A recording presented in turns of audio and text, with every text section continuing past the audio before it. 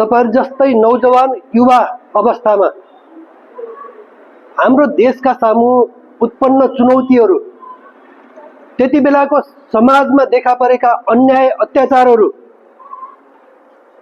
तत्कालीन समयमा हाम्रो देशको राष्ट्रियतामाथि भइराखेका विदेशी हस्तक्षेपका विरुद्ध देशमा बन्दुक बोकेर देशको सत्ता परिवर्तन गर्नुपर्छ, देशमा बन्दुकद्वारा टिकेको राज्य व्यवस्थालाई बन्दुकद्वारा ध्वस्त पार्नुपर्छ र जनताको व्यवस्था, जनताका छोराछोरीहरूले लेख्ने संविधान निर्माण गर्ने उद्देश्य बोकेर हामी जनयुद्धमा सामेल भएका थियौं। आज भिन्न ठाउँमा परिस्थिति आइपुगेको छ। भिन्न ठाउँमा आइपुगेको परिस्थिति भनेको नेपाली जनताका जनप्रतिनिधिहरूले 2072 सालमा जारी गरेको संविधान, उनीहरूले जनताको भावनालाई लिएर, जनताका विचारहरूलाई लिएर जारी गरेको संविधान माथि जेन्जी विद्रोह पश्चात एउटा संशयपूर्ण स्थिति सिर्जना भएको छ, एउटा अन्योलतापूर्ण स्थिति सिर्जना भएको छ। नेपाली जनताले 60 वर्ष लामो संघर्ष गरेर, लडाईं लडेर प्राप्त गरेको संविधान, संघीय समावेशी लोकतन्त्र, संघीय लोकतान्त्रिक गणतन्त्र नेपाल, धर्मनिरपेक्षता, समावेशी सिद्धान्त लगायतका थुप्रै उपलब्धिहरू थिए, जहाँ मौलिक हकको रूपमा प्रेस स्वतन्त्रतादेखि मौलिक हक अधिकारहरूलाई सुनिश्चित गरिएको संविधान छ हामीसँग। यी सबै अधिकारहरू कुण्ठित हुने हुन् कि, यी अधिकारहरू सिद्धिने हुन् कि, र देशमा फेरि प्रतिगमन हुने हो कि, देशमा फेरि विदेशी हस्तक्षेप हुने हो कि भन्ने यस्ता खालका थुप्रै आशंकाहरूको बीच आज तपाईहरुको भविष्यको अगाडि चुनौती बनेर देखा परेको छ। आजको नेपालको परिस्थिति त्यो स्थितिमा आइपुगेको छ र यो स्थितिमा फेरि सम्हालेर देशलाई सम्भावनाको बाटोतिर, देशलाई उज्यालो बाटोतिर, देशलाई कानुनको बाटोतिर, संविधानको बाटोतिर, विकास प्रगतिको बाटोतिर, भ्रष्टाचार मुक्त एउटा राम्रो सुव्यवस्थाको बाटोतिर अगाडि बढाउने दायित्व, चुनौती र जिम्मेवारी आज तपाई युवाहरूको काँधमा आइपुगेको छ। हो, तपाई हामी युवाहरूको भावनालाई कदर गर्दै नेपालमा वामपन्थी जनमत, फुटेर रहेका, टुक्रिएर रहेका, विभिन्न हाँगामा बाँडिएका कम्युनिस्ट जनमतलाई एउटै छाता मुनि ल्याएर, एउटै पार्टीको झण्डा मुनि गोलबन्द गरेर महान शहीदहरूले देखाएको सपना, नेपालका घाइते योद्धाहरूले, नेपालका बेपत्ता योद्धाहरूले देखेको सपना र नेपालका लाखौं जनताहरूले सडकबाट, सदनबाट संघर्ष गरेर प्राप्त गरेको व्यवस्थालाई एउटा उपलब्धिमूलक बाटोतिर अगाडि बढाउनको लागि आज हाम्रो पार्टीका श्रद्धेय अध्यक्ष, पूर्व प्रधानमन्त्री, जनयुद्धका नायक, गणतन्त्रका नायक कमरेड प्रचण्ड र नेपाली इतिहासमा, नेपालको वामपन्थी आन्दोलन, कम्युनिस्ट आन्दोलनको इतिहासमा एउटा सादगी नेताको रूपमा संघर्ष गर्दै आउनुभएका र पूर्व प्रधानमन्त्री कमरेड माधव कुमार नेपालको नेतृत्वमा आज हामी युवाहरूले फेरि अर्को एउटा इतिहास लेख्ने मौका आइपरेको छ। एउटा स्वर्णिम अवसर आएको छ। त्यो नयाँ इतिहास भनेको मैले अघि नै भने, नेपाललाई नयाँ बनाउने, नेपालको संविधानलाई एउटा नयाँ ट्र्याकमा ल्याउने, एउटा नेपालमा देखा परेको प्रतिगामी षड्यन्त्रलाई चकनाचुर पार्ने, नेपालमा यो स्थितिमा वैदेशिक हस्तक्षेप गर्न सकिन्छ भन्ने दुस्वप्न देख्ने वैदेशिक शक्ति केन्द्रहरूलाई परास्त गर्ने र नेपालको राष्ट्रिय स्वाभिमानको झण्डालाई उच्च बनाउने, नेपाली जनताको मौलिक हक र अधिकारलाई सुनिश्चित गर्ने, थप अधिकारलाई प्रत्याभूत गराउने र नेपाललाई विकास, समृद्धि र सुशासनको मार्गमा अगाडि बढाउने हाम्रो पार्टीको लक्ष्य र उद्देश्यमा तपाई हामी गोलबन्द भएका छौं र यसलाई अगाडि बढाउने जिम्मेवारी छ र त्यो जिम्मेवारी हामी अवश्य पनि पूरा गर्ने विश्वास सहित म कमरेडलाई 4वटा बुदामा तपाई हाम्रो आजको जिम्मेवारी, 27 गतेको कार्यक्रमको जिम्मेवारी म यहाँ राख्न चाहन्छु। पहिलो कुरा के भन्दाखेरि हाम्रो अतिथिहरू, हाम्रो नेतृत्वहरू, हाम्रो पाहुनाहरू कर्णाली प्रदेशमा आउँदै हुनुहुन्छ। उहाँहरूले कर्णालीलाई राम्रोसँग चिन्नु भएको छ।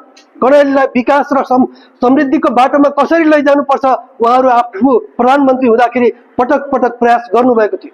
सायद तपाईहरुलाई थाहा होला, हिल्सादेखि सुर्खेतसम्मको सडक विस्तार गर्ने, चिनिया नाकादेखि सुर्खेतसम्मको सडक विस्तार गरेर सडकको एउटा ट्र्याक खोलेर यो देशलाई कर्णाली विकासको एउटा मुहान फुटाउन सक्छ कर्णालीबाट भनेर त्यो एउटा सन्देश दिने र चीनसँग सम्झौता गर्ने त्यति बेलाका प्रधानमन्त्री कमरेड प्रचण्ड हाम्रो अतिथिको रूपमा आउँदै हुनुहुन्छ।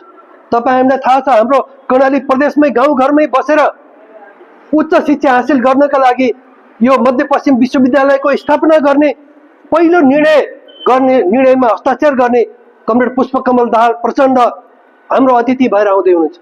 कर्णालीका गाउँ विकट बस्तीहरूमा गएर पार्टी संगठन निर्माण गर्ने कम्युनिस्ट पार्टीको विचारलाई फैलाउने काममा क्रियाशील तत्कालीन प्रधानमन्त्री कमरेड माधव कुमार नेपाल हाम्रो अतिथिको रूपमा आउँदै हुनुहुन्छ। राष्ट्रवादी छवि बनाउनु भएका देशभक्त नेता डाक्टर भीमराव लगायतका नेताहरू आउँदै हुनुहुन्छ। हाम्रो अतिथिहरू थुप्रै अतिथिहरू यहाँ आउँदै हुनुहुन्छ। उहाँहरूको सुरक्षा हाम्रो प्राथमिकता भित्र पर्छ। त्यसकारणले गर्दाखेरि सुरक्षाको लागि युवा संगठन वाइसिएल र युवा संघ, मैले दुईटैलाई भने युवा संगठनहरूबाट कम्तीमा पनि 15 जना गरेर 30 जनाको संख्या नाम लिस्ट सहित कमरेडले हाम्रो पूर्व ब्रिगेडियर हुनुहुन्छ टकबहादुर घरती, उहाँलाई सम्पर्क गरेर नाम लिस्ट तयार गरेर सकभर भोलिसम्ममा उपलब्ध गराउने र भोलि नै या पर्सि एउटा भेला फेरि त्यो सुरक्षाको जिम्मेवारीमा जानुहुने कमरेडको एउटा भेला गर्न जरुरी छ। दोस्रो कुरा, कार्यक्रममा सहभागी जनतालाई व्यवस्थित तरिकाले हामीले जुलुसमा सहभागी गराउने, आमसभा स्थलमा व्यवस्थित तरिकाले सहभागी गराउने र सुरक्षा प्रदान गर्ने कुराको लागि युवा कमरेडको भूमिका हुन्छ। मैले नेतृत्वको सुरक्षामा दुईटा युवा संगठनबाट 15 जना भने 30 जना र विद्यार्थी संगठनबाट 10 जना गरेर 40 जनाको यो सुरक्षा टोली हुन्छ भने अब मास व्यवस्थापनको मास सुरक्षाको टोली मञ्च र मास भनेर भन्छ, दुईटै सुरक्षाको लागि अरु थप 100 जना टोली, कमसे कम 50 जनाको टोली गरौँ। विद्यार्थीहरूले 50 जना र युवा संगठनले 100 जना गरेर 150 जनाको टोली यता मंगलगढीमा जम्मा भएर निस्किने जुलुस व्यवस्थित गर्ने कुरादेखि लिएर मञ्चसम्मको र सम्पूर्ण कुराको सुरक्षा व्यवस्थामा लाग्ने यो दुईटा टोलीको भूमिका र जिम्मेवारी तपाईहरुको काँधमा रहेको छ। यो दुईटा जिम्मेवारीमा तपाईहरु लाग्नुहुन्छ। तेस्रो कुरा, युवा कमरेडलाई म के आग्रह गर्न चाहन्छु भने तपाईहरु केवल विद्यार्थी मात्रै होइन, केवल युवा मात्रै होइन, तपाईहरु यो समाजको एउटा गतिशील तबका हो। यो समाजको एउटा जिउँदो रक्त सञ्चार गर्ने एउटा जिजीविसा हो तपाईहरु। त्यसकारणले गर्दाखेरि अहिले आफ्ना सामाजिक सञ्जाल मार्फत हुन् या आफ्ना गतिविधिहरू मार्फत यो समाजमा सशक्त उपस्थिति कम्युनिस्ट पार्टीप्रति, नेपाली कम्युनिस्ट पार्टीप्रति एउटा सचेत उपस्थिति, सचेत हस्तक्षेपमा हाम्रो नेपाली कम्युनिस्ट पार्टीका विरुद्धमा गरिएका प्रचारहरू, देशको बारेमा भविष्यको बारेमा फैलाइएका निराशाहरू, यी सब कुराको एकमुष्ट भण्डाफोर गर्ने, प्रतिरोध गर्ने कामको लागि तपाईहरुको भूमिका छ र त्यसमा सक्रियतापूर्वक लाग्न म कमरेडलाई आग्रह गर्न चाहन्छु। अर्को कुरा के भने प्रचारको कुरा छ। एउटा प्रचार युद्धको रूपमा पनि तपाईहरुले सामाजिक सञ्जाल हैनहरु प्रयोग गर्न सक्नुहुन्छ र त्यसलाई अझ बढी प्रभावकारी ढंगले अगाडि बढाउनका लागि म कमरेडलाई आग्रह गर्न चाहन्छु र यी कुरामा तपाईहरुको भूमिका सुनिश्चित गरौँ र थप सुरक्षाको रूपमा काम गर्ने कमरेडलाई कसरी सुरक्षा सम्बन्धी काम गर्ने, कसरी घेराहरू बनाएर काम गर्ने, त्यो कुरामा हामी फेरि छलफल गरौँला।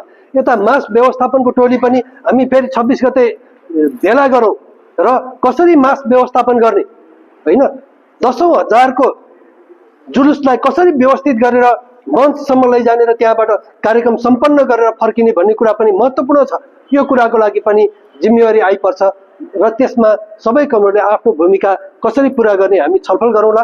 यही भूमिका तपाईहरुको जिम्मेवारीको अपेक्षा सहित हामीलाई एउटा नयाँ सम्भावना म फेरि पनि भन्न चाहन्छु। यो देशका सबै निराशाहरूलाई चिर्दै, यो देशका सबै व्यथितिहरूलाई अन्त्य गर्दै, यो देशका सबै गलत चिजहरूलाई परास्त गर्दै कम्युनिस्ट पार्टीको भविष्य मात्रै होइन, यो देशको भविष्य, यो देशका नौजवान युवाहरूको भविष्य र कर्णाली प्रदेशका नौजवान युवाहरू, विद्यार्थीहरू, किसानहरू, मजदुरहरू, सुकुम्बासीहरू सबैले यो देशमा एउटा गर्वका साथ बस्न पाउने, बाँच्न पाउने अधिकारको सुनिश्चित गर्ने एउटा महान अभियानमा हामी सफलतापूर्वक अगाडि बढ्ने कुराको विश्वास सहित मेरो भनाइहरू यही अन्त्य गर्छु। अभिवादन।